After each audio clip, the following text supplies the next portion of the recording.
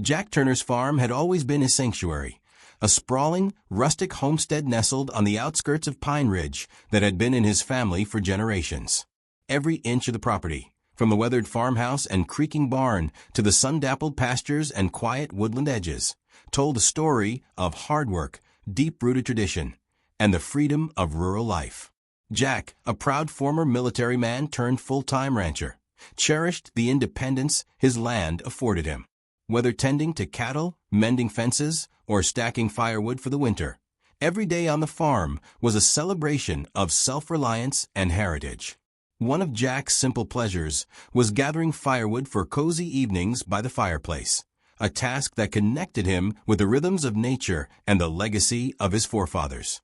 The carefully selected logs, seasoned and split just right, were as much a part of his daily ritual as the dawn chorus of birds and the gentle lowing of cattle in the distance.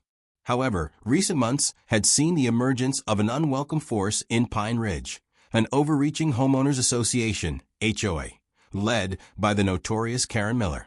Kerren prided herself on enforcing a strict, modern standard of order on all properties in the community, regardless of age, character, or tradition.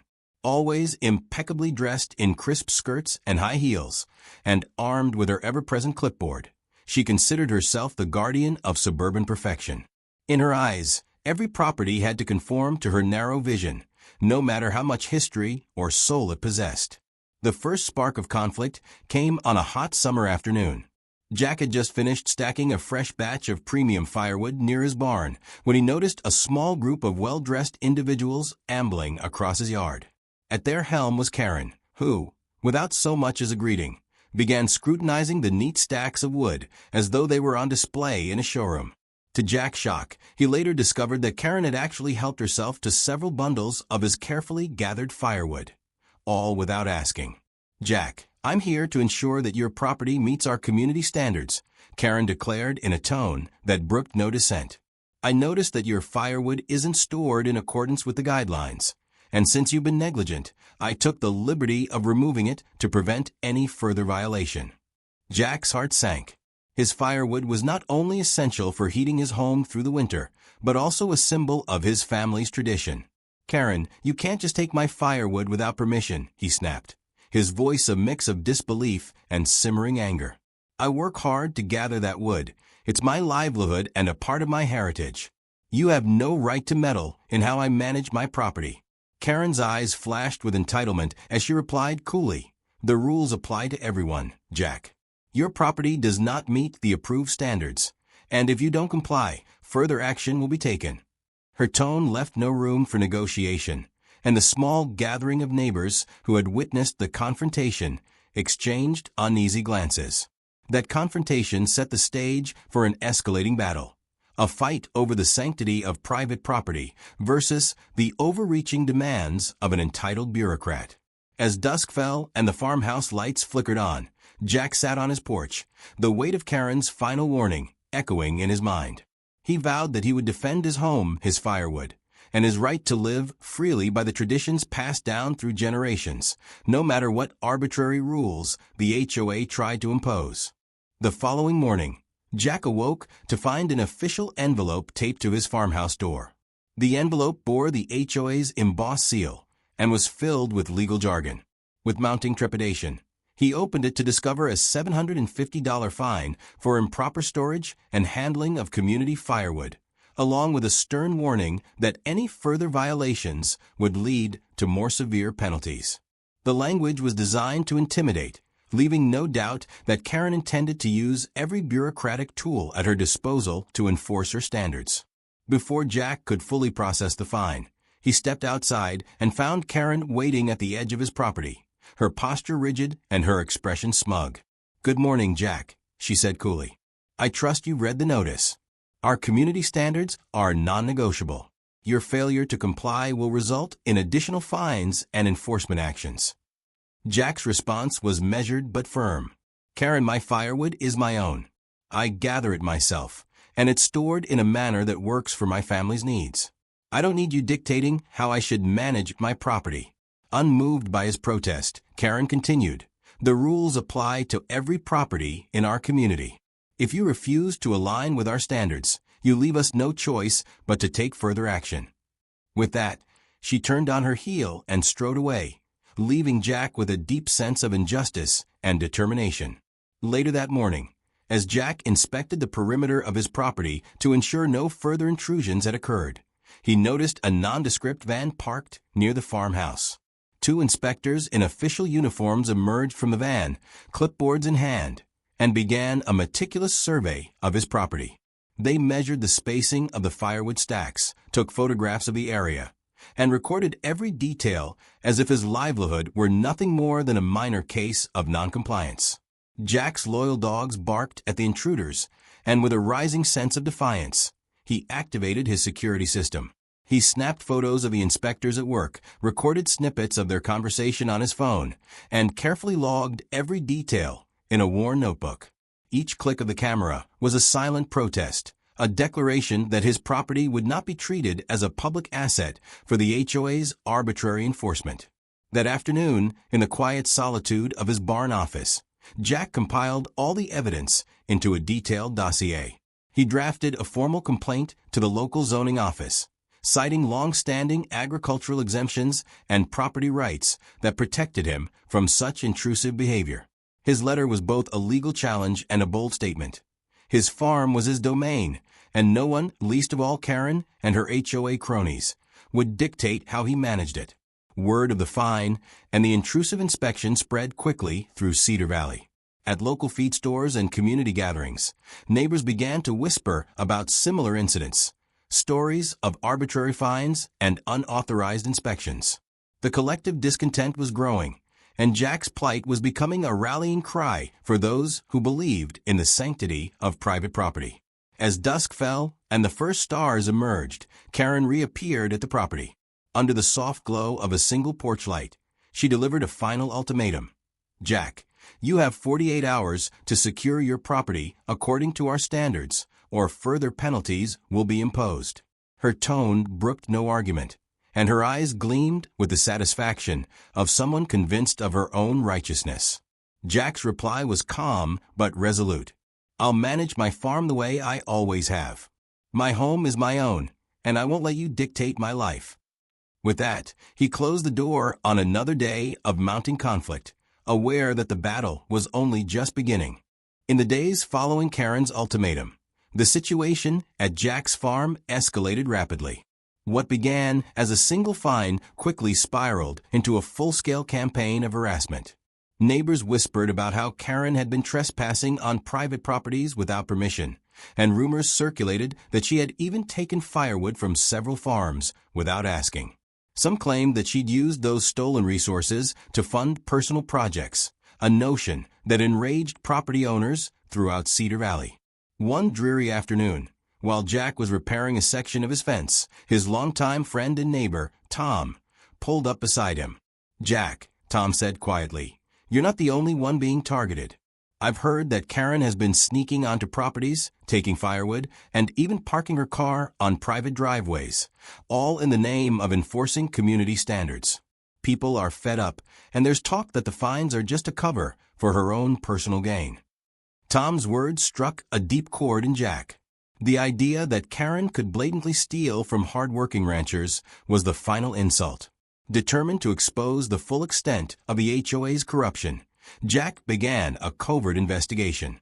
He made discreet trips to the county clerk's office to scrutinize HOA records, attended board meetings incognito, and recorded hushed conversations among frustrated neighbors. Every piece of evidence he gathered painted a damning picture. Kerren was abusing her power to control property owners and enrich herself, rather than serving the community's best interests. Late one stormy night, as rain lashed against the barn's metal roof and lightning illuminated the dark fields, Jack sat in his office, poring over photocopies of ledger entries and anonymous notes.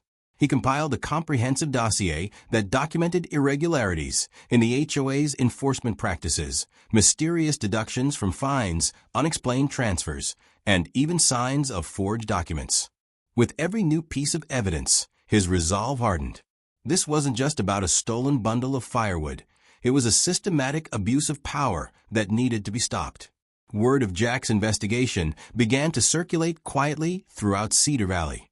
At a secret meeting held in the back room of a local feed store, several property owners recounted their own experiences with arbitrary fines and invasive inspections. An elderly farmer tearfully described how a minor infraction, such as improperly stacking firewood, had resulted in a crippling fine, while another neighbor admitted he had been forced to pay voluntary contributions that disappeared into a secret fund.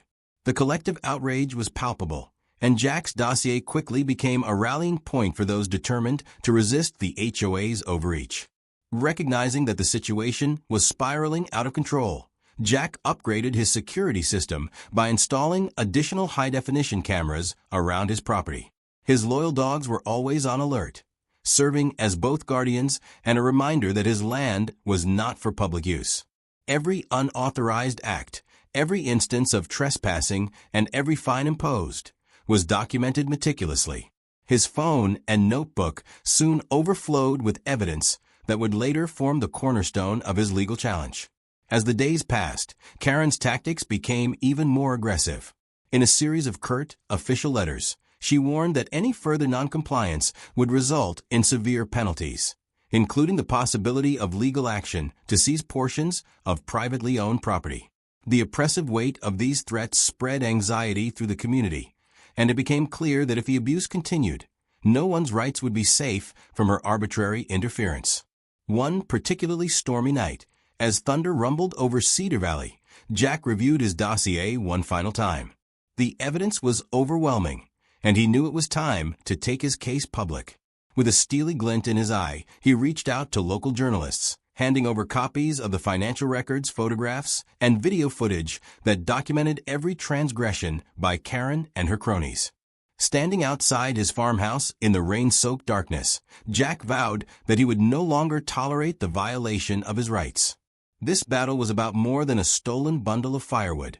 It was about preserving the legacy of his home and ensuring that every property owner in Cedar Valley could live without the fear of arbitrary interference. The tension reached its breaking point one sweltering morning when Jack arrived at his farm to find that Kerren had taken her intrusion to a new level. As he made his way to the barn, he was shocked to see that Kerren had parked her car right in front of his farmhouse, a blatant act of trespass that blocked the only exit. In her characteristic style, she had also arranged for a small group of her HOA friends to mingle on his front lawn, turning his private space into an unauthorized event venue. Enraged by this flagrant violation, Jack knew he had to act decisively. Rather than wait for further interference, he devised a bold countermeasure that would send a clear message. His property was his to control. With a calm determination, he retrieved his old pickup truck from the barn and drove it to the front of the house. Carefully, he positioned the truck to block the driveway completely, ensuring that Kerren's car, and any others that might follow, could not exit. The scene was both ingenious and symbolic. By physically blocking the exit, Jack was asserting his right to control access to his own property.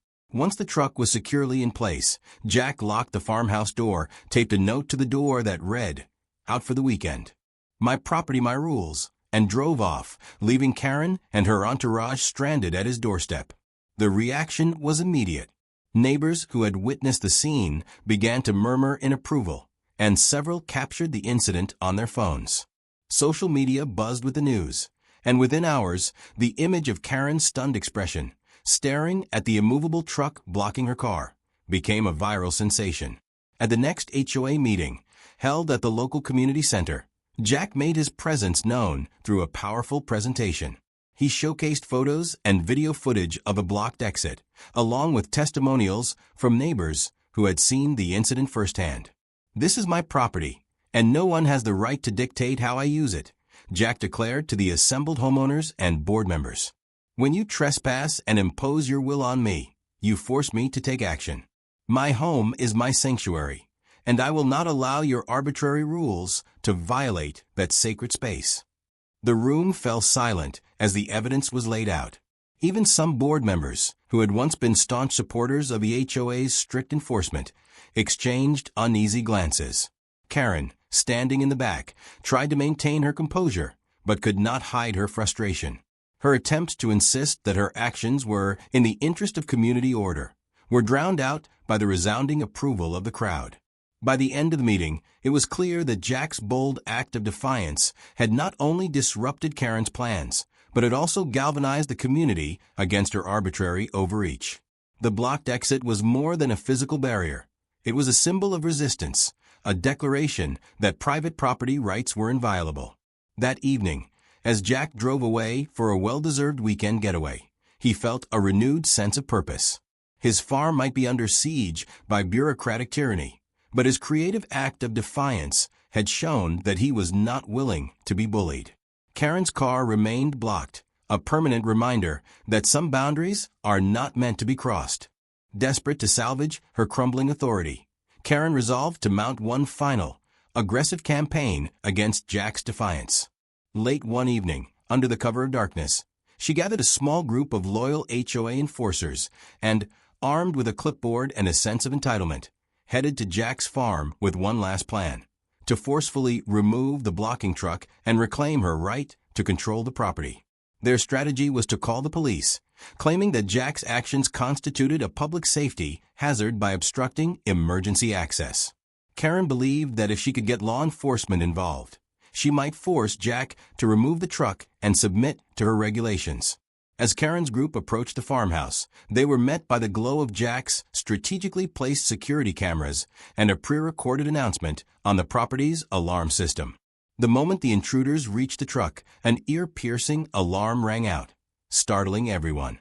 Jack's dogs began barking furiously, and the security cameras captured every chaotic detail. Amid the confusion, Kerren was seen trying to force open the truck's door, her face contorted with frustration and fear. The entire incident was recorded in high definition, a damning piece of evidence of her desperate tactics.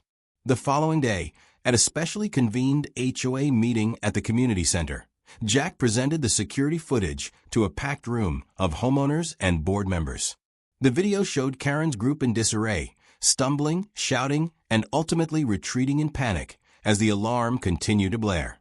"This footage," Jack announced, "proves that Kerren is willing to resort to desperate, illegal measures to impose her will on my property. My home is not for you to commandeer, and I will not stand for it." Kerren attempted to dismiss the incident as a misunderstanding, claiming that the alarm was triggered accidentally and that her actions were justified by public safety concerns. However, the evidence was overwhelming, and her protests fell on deaf ears. The room filled with murmurs of approval and sympathetic nods from neighbors who had long suffered under her arbitrary enforcement. By the end of the meeting, it was evident that Kerren's final, desperate move had backfired catastrophically. Her credibility was in tatters, and the community's support for Jack was stronger than ever. Her threats to involve the police once more and to escalate the matter were met with a resounding demand for accountability. Jack's clear, documented evidence had exposed her for the bully she truly was. That night, as Jack sat on his porch reviewing the footage one last time, he felt a bittersweet mix of sorrow for the damage inflicted on his property and satisfaction at the progress made. He vowed to pursue every legal avenue to hold Kerren accountable for her repeated transgressions. Her final gambit had only cemented the community's resolve to stand up for their rights, and Jack's determination burned brighter than ever. In the wake of Kerren's exposed misdeeds and the overwhelming public outcry, Cedar Valley underwent a dramatic transformation. What had begun as isolated acts of trespassing and property misuse had evolved into a full-scale revolt against arbitrary authority. Neighbors and homeowners, long oppressed by Kerren's overreaching tactics, began to rally together in protests, town hall meetings, and community forums demanding accountability and the restoration of their rights. At a particularly impassioned community meeting held at the local civic center, residents took turns recounting their personal experiences of harassment, stories of unauthorized weddings, misplaced fines, and most shockingly, instances of firewood and property being taken without consent. The room was electric with anger and solidarity, and every testimony underscored the oppressive nature of Kerren's rule. Under this mounting pressure, the HOA board found itself isolated. In a dramatic, historic vote broadcast live to the community, The board members, many of whom had grown disillusioned with Kerren's aggressive tactics, unanimously voted to remove her from her position as HOA president. The decision was met with thunderous applause, tears of relief, and a palpable sense of vindication among the residents. For the first time in years, the community felt empowered to reclaim its property rights and personal freedoms. Simultaneously, local authorities launched a full-scale investigation into the HOA's practices. Auditors uncovered a tangled web of misappropriated funds, forged documents, and systematic abuses that had exploited property owners for far too long. Headlines in local newspapers screamed, "HOA tyranny toppled," and "community triumph over injustice," and the public rejoiced at the prospect of a new era. For Jack, the removal of Kerren was a deeply personal victory. His bold act of blocking the farmhouse exit, and his creative retaliation by replacing stolen firewood with hollow logs full of ants, a final ingenious twist that made nature take its course, had become the rallying cry for the community. Every incident of trespassing and every arbitrary fine had now been recorded and used as evidence against the oppressive regime. His farm, though scarred by months of conflict, stood as a proud monument to resilience and the power of united voices. In the weeks that followed, a new democratically elected HOA was established under leaders committed to transparency, fairness, and respect for individual rights. The old, oppressive rules were dismantled, replaced by guidelines that celebrated local traditions and protected private property. The community of Cedar Valley, once cowed by fear, now thrived on collaboration and mutual respect. As the sun set behind the rolling hills, casting long, golden shadows across the land, the legacy of Kerren's tyranny began to fade. The community had reclaimed its dignity, and Jack's determined stand had become a beacon of hope for all who believed in the right to live freely. With the community united and damning evidence of Kerren's repeated violations in hand, legal authorities moved swiftly to dismantle the corrupt HOA. Bolstered by Jack's meticulously compiled dossier, complete with high-definition video footage, photographs of unauthorized takeovers, and detailed logs of every infraction, the county launched an extensive investigation into the HOA's practices. The inquiry revealed a labyrinth of financial misappropriations, forged documents, and systematic abuses that had exploited property owners for years. A series of class action lawsuits was filed on behalf of the affected residents. In a landmark courtroom session, a judge scrutinized the overwhelming evidence and delivered a verdict that sent shockwaves through Cedar Valley. The HOA was to be dissolved immediately, its assets frozen pending further legal action, and its leadership held accountable for their crimes. The state attorney general formed an independent task force to oversee the restructuring of neighborhood associations, ensuring that such abuses would never again take root. Local media exploded with the story. Headlines blared HOA tyranny dismantled and community triumph over injustice, while televised reports captured the jubilant reactions of residents who had long suffered under arbitrary fines and invasive practices. Jack's creative countermeasures, including the ingenious replacement of his stolen firewood with hollow logs crawling with ants, became symbols of resistance and accountability, inspiring property owners to stand up for their rights. The legal verdict was a resounding affirmation that no one was above the law, and that collective action could dismantle even the most entrenched systems of oppression. Former board members were subjected to intense scrutiny, and several were indicted on charges related to fraud and extortion. The dissolution of the old HOA marked not only the end of an era of fear, but the beginning of a new chapter in community governance built on transparency, fairness, and respect for individual rights. As the legal proceedings against the corrupt HOA reached their conclusion, Kerren Miller's personal world began to collapse in a series of humiliating reversals. Once the self-appointed enforcer of community standards, she was now exposed as a bully whose authority was founded on intimidation and greed. Public scrutiny intensified as evidence of her repeated trespassing, and her unauthorized removal of firewood was paraded in courtrooms and splashed across local media. Her bank accounts were frozen, and assets that had once signified her power were seized to cover fines and legal fees. In a final dramatic vote, the HOA board forced her resignation amid a storm of public outrage. Gossip spread rapidly throughout Cedar Valley. Neighbors whispered about her ruined reputation, and headlines chronicled her fall from grace. In a bitter twist of irony, Kerren was later forced to accept a low-level position as an assistant property manager for another HOA, a body that prided itself on strict adherence to the very rules she had once flouted. One brisk morning, as Jack drove past a modest office building where Kerren now worked in plain, unassuming attire, he couldn't help but smile and murmur under his breath, "I hope you like following the rules." That wry remark quickly became the talk of the town, a final, poetic mic drop on her once dominant reign. Interviews with former board members and previously intimidated residents painted a unanimous picture. Kerren's era of tyranny was over, and her personal collapse was a powerful symbol of accountability. Her downfall served as a stark reminder that unchecked power ultimately crumbles when held accountable by a united community. For Jack, witnessing Kerren's ruin was deeply vindicating. His farm, though scarred by months of conflict, now stood as a proud monument to resilience and the triumph of justice over oppression. Every stolen log and every instance of unauthorized take, that firewood, which had been the target of her greed, had been recorded and used to dismantle her reign. Kerren's fall had become a symbol of the community's reclaimed rights, and a testament to Jack's unwavering determination to protect his home. In the months following the dissolution of the corrupt HOA and Kerren's dramatic downfall, Cedar Valley began to heal.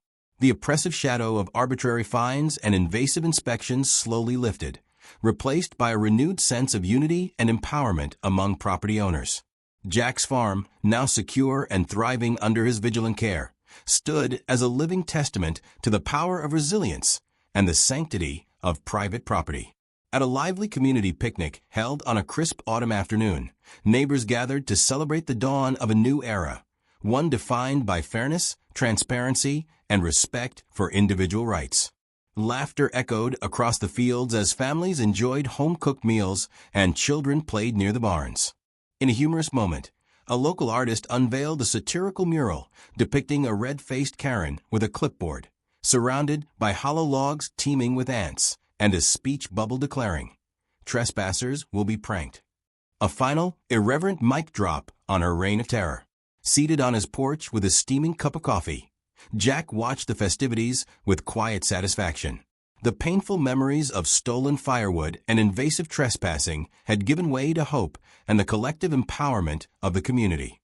When a longtime friend handed him a mock HOA violation notice for excessive pranking of trespassers, Jack smirked and replied, "They really tried." In that serene moment, as the sun dipped below the horizon and bathed Cedar Valley in warm, golden light, the legacy of Kerren's oppressive rule faded into memory. The community had reclaimed its rights, and Jack's steadfast defense of his farm had become a powerful reminder that true power lies not in enforcing conformity, but in standing up for one's home and heritage. Fade to black.